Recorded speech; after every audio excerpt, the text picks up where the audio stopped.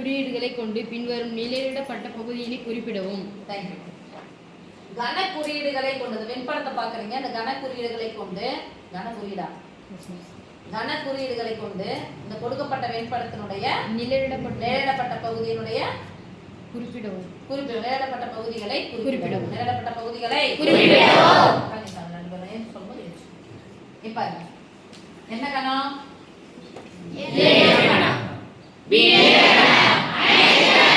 யாரை மட்டும் நினைட்டுக்கிறாங்க பாருங்க. பி மட்டும் தான். யாரை விட்டுட்டாங்க? அப்போ ஏவை நீக்கிட்டாங்க. அப்ப பி மட்டும் சொன்னா சொல்லும் சாமியார பி மைனஸ் ஏ. ஓகேவா? எந்த கணத்துல நேரிட்டுக்காங்க பாருங்க. அனைத்துக்கான நேரிட்டு வந்தாலும் என்னது? டேஷ்.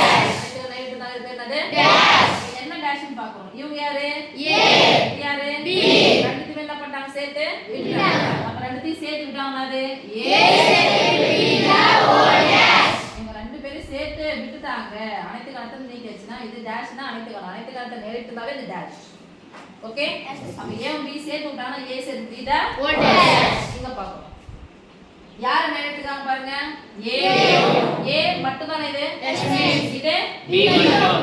யாரை விட்டாங்க? வர பண்றது யாரு? பொதுவானதை விட்டு தான் சொல்லுவோம். ஏ டெல்டா பி.